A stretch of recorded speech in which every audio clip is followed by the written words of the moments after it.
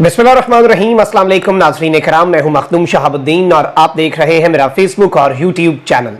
उम्मीद करता हूं आप सब लोग बखैर वाफियत होंगे और जहां भी होंगे अपने अहले खाना समेत खुश भी होंगे और महफूज भी।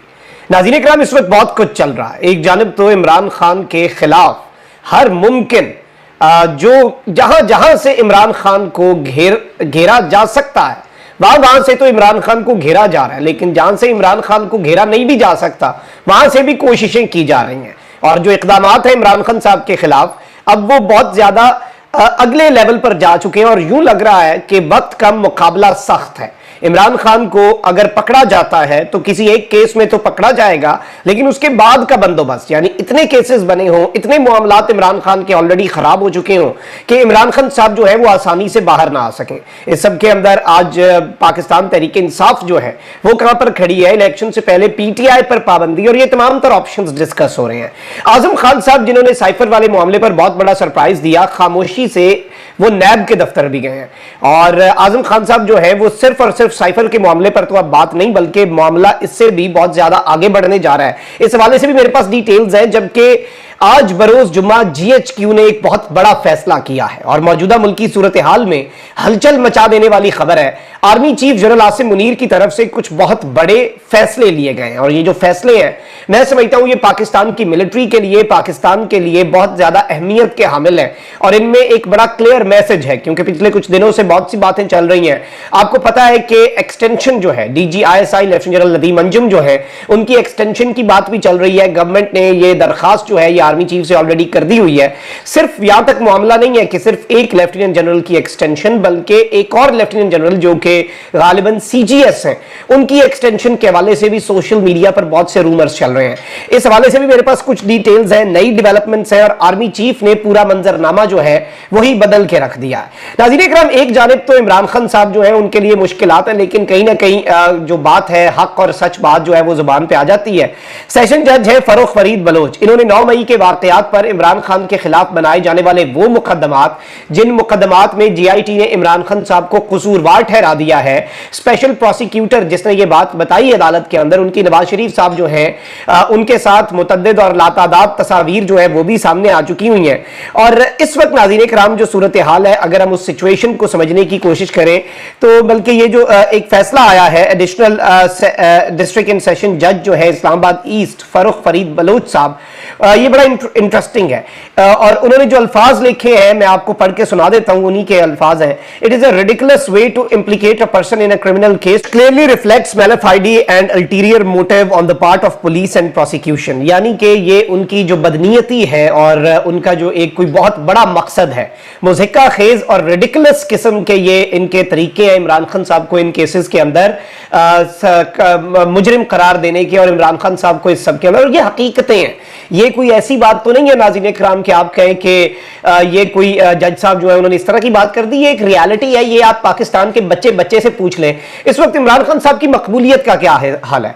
और देयर इज अ रीजन कि ये कहते हैं ना कि इमरान खान या PTI के होते हुए हमने इलेक्शन में जाना ही नहीं है। आइन और कानून की तो पहले ही धज्जियां उड़ चुकी हैं इस मुल्क के अंदर। आइन और कानून नाम की तो इस मुल्क के अंदर ऑलरेडी कोई चीज एग्जिस्ट करती ही नहीं है। आइन मुअत्तल है, कानून मुअत्तल है, सब कुछ अपनी मर्जी से होता है। और मुझे वैसे ये समझ नहीं आ रही कि इमरान खान साहब जो है उन्हें ज्यादा अरसा पाबंद सलासल रखने के लिए, जेल में रखने के लिए, गिरफ्तार करने के लिए, सियासी तौर पर खत्म करने के लिए इतने केसेस बनाने की क्या जरूरत है। इस वक्त मुल्क में जिस तरह की अंधेर नगरी चौपट राज है, शहरियार अफरीदी साहब को जिस तरह रात गए उन्होंने जेल के अंदर से लेके कहीं चले गए, तो ये सब कुछ तो आप वैसे भी कर सकते हैं। इतनी मेहनत करके अपने रिसोर्सेज, अपना वक्त जाया करने की क्या जरूरत है। यही वो जज हुमायूं दिलावर साहब की अदालत के अंदर कहा गया ना कि जज साहब की जो नीयत है और जितनी तेजी से जज साहब फुर्तियों के साथ अपने काम कर रहे हैं, और जज साहब की जो फेसबुक पे इमरान खान साहब के खिलाफ पोस्ट्स जो आई थी और वो एतराफ कर चुके हैं कि वो अकाउंट उनका लेकिन पोस्ट उनकी नहीं है, तो उनसे भी ये वकला इमरान खान साहब के कह रहे हैं कि जज साहब फिर ये इतना ज्यादा जेरा का, ट्रायल का ये ढोंग ना रचाएं, डायरेक्ट फैसला दें जो आपको मौसूल हुआ है। मतलब ये एक वो बंदे की एक लिमिट होती है ना, तो यूं लग रहा है कि इमरान खान साहब की लीगल टीम भी जब देख रही होती है तो ये चीजें बड़ी वाज़ेह हो गई हुई है कि इमरान खान साहब जो है उनके साथ क्या चल रहा है। अच्छा, वहीं दूसरी जानिब कोयटा में कत्ल होने वाले वकील के केस में एफआईआर में नामजदगी जो है, इमरान खान साहब के ऊपर कत्ल का भी तो एक मुकदमा है ना, कोयटा में एक वकील मरा था, उसमें केस में पाकिस्तान तहरीक इंसाफ के चेयरमैन की अपील की समाअत करने वाला सुप्रीम कोर्ट का बेंच जो है वो भी तब्दील कर दिया गया। ये एक बहुत बड़ी खबर है। सुप्रीम कोर्ट से कुछ बड़ी खबरें आ रही हैं। आपको पता है कि वो फौजी अदालतों में सिविलियंस के ट्रायल के हवाले से भी ऑनरेबल चीफ जस्टिस जो है उन्होंने कहा है कि मिलिट्री ट्रायल शुरू होने से कबल अदालत को आगाह किया जाए, अदालत को बताया जाए।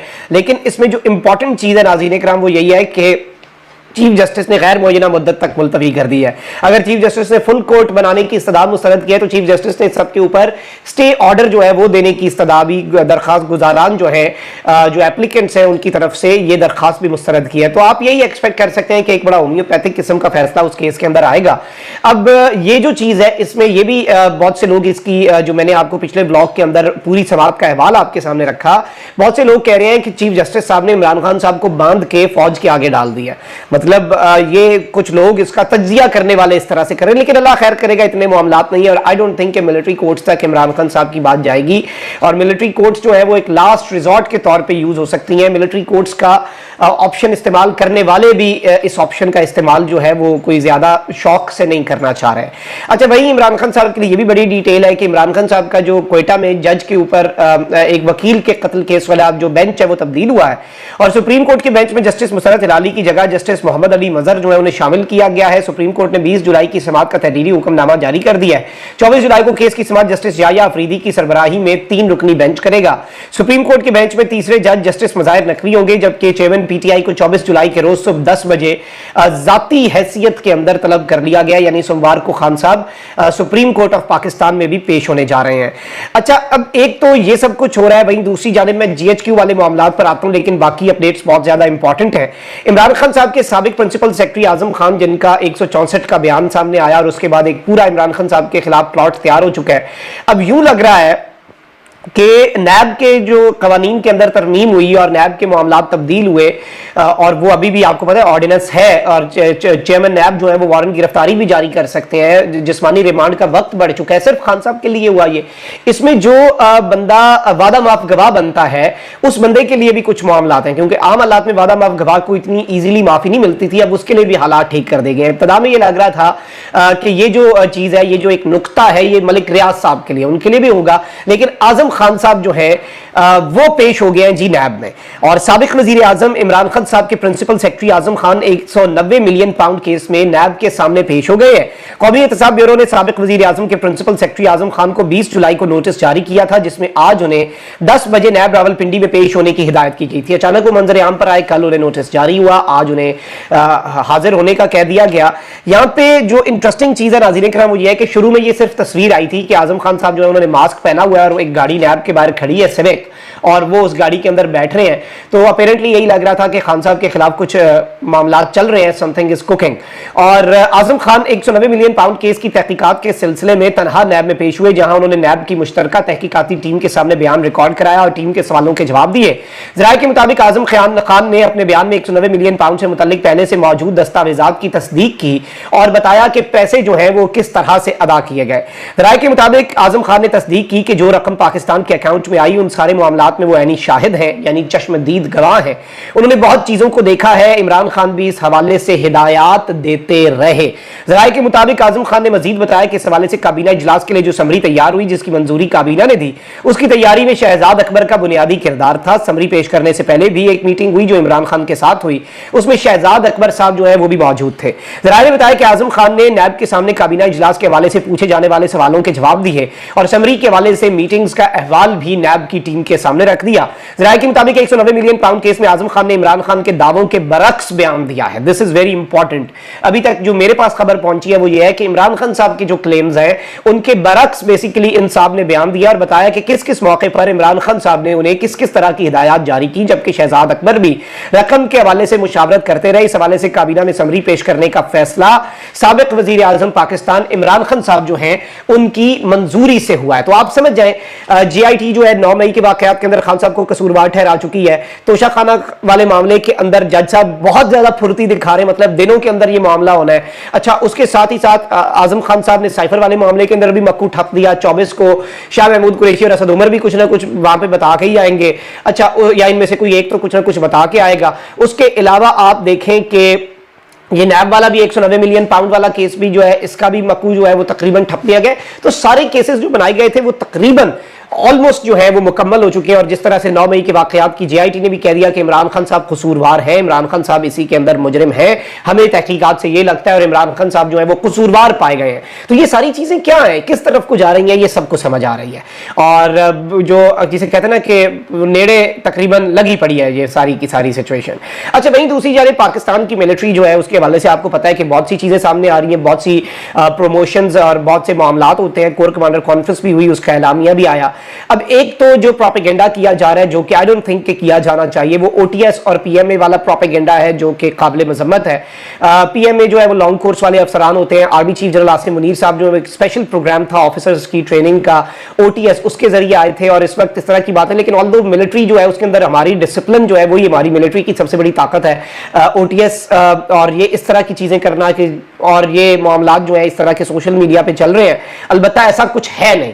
और ऐसा होता तो बताते, लेकिन ऐसा कुछ भी नहीं है मिलिट्री के अंदर कि ऐसा कोई फर्क पाया जा रहा हो। या देखें ना, सारे नीचे जर्नैल हैं, सारे आर्मी चीफ को सलूट मारते हैं। आर्मी चीफ के ज़रिए सदारत core commander conference, formation commander conference, जो भी मौक़िफ़ है मिलिट्री का, लेकिन उसमें सब अपने चीफ के नीचे खड़े हैं, जो एक रियलिटी है ना। उस रियलिटी से तो किसी को मफर नहीं है, कोई उससे तो फरार हासिल नहीं कर सकता। अच्छा, अब यहाँ पर एक्सटेंशन का भी क्वेश्चन है, और 2 एक्सटेंशन की ऑलरेडी बात हो रही है। और गवर्नमेंट जो है उसने एक एक्सटेंशन की रिक्वेस्ट भी कर दी हुई है, जो कि DGI lieutenant general Nadeem Anjum साहब है। और इस हवाले से कुछ साथियों ने खबर भी दे दी कि एक्सटेंशन दी जा चुकी है, मतलब वो एक्सटेंशन मिल चुकी है। लेकिन कोर कमांडर कॉन्फ्रेंस के बाद जारी बात है, जब सारे कोर कमांडर्स बैठते हैं 2 दिन, कुछ मामला डिस्कस होते हैं, कुछ फौज के इश्यूज भी डिस्कस होते हैं, तो उसमें कुछ बहुत बड़ी इंपॉर्टेंट चीजें हुई हैं, जो एक बड़ा क्लियर इंडिकेशन है, बहुत वाज़ेह इशारा है कि army chief is up to. नाज़रीन इकराम, कुछ प्रमोशंस भी होनी थी।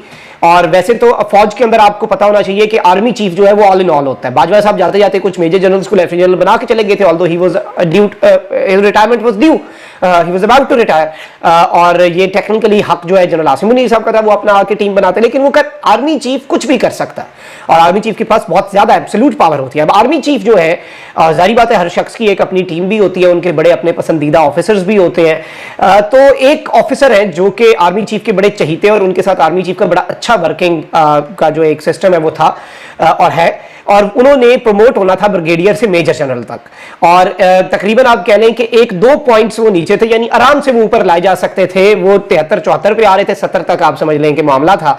तो लेकिन आर्मी चीफ साहब ने उसके ऊपर एक क्लियर नो दी और कहा कि मेरिट इज मेरिट। और कुछ एक्सटेंशन जो है उनके भी केसेस होते हैं। एक्सटेंशन इस तरह की भी होती हैं कि अगर छोटे लेवल पे, अगर कोई कर्नल है, कोई ब्रिगेडियर है, किसी मिशन पे है या किसी प्रोजेक्ट में है, तो उसकी रिटायरमेंट के अंदर 2 महीने रिटायरमेंट हो रही हो, लेकिन प्रोजेक्ट को 6 महीने रहते हो, तो वो केसेस आए होते हैं कि बड़े माइनर लेवल पे रिटायरमेंट्स को एक्सटेंड किया जाता है कि ठीक है जी, ये कर्नल साहब हैं, ये अपना प्रोजेक्ट पूरा करके चले जाएंगे, ब्रिगेडियर साहब हैं, इनके 6 महीने रहते हैं या साल रहता है या 3 महीने रहते हैं, वैसे तो रिटायर हो रहे हैं, प्रोजेक्ट के 3 महीने रहते हैं, तो चलें जी इन्हें 3 महीने एक्सटेंशन दे दें।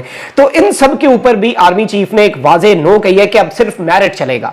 अब अगर मेरिट चलेगा, तो अगर इस खबर के पैराए में हम दूसरी खबर को देखें जो ऑलरेडी ये पाकिस्तान के मीडिया के अंदर गर्दिश कर रही है कि गवर्नमेंट जो है वो एक्सटेंशन देना चाहती है जो नदीम अंजुम साहब है उन्हें, तो ऑब्वियसली ये भी एक बड़ी इंपॉर्टेंट डेवलपमेंट होगी, और इसे उस पैराए से भी देखा जा रहा है। लेकिन ये एक बड़ी डेवलपमेंट थी जो आपके सामने रखना जरूरी थी। अपना बहुत ख्याल रखें। अल्लाह निगहबान। पाकिस्तान।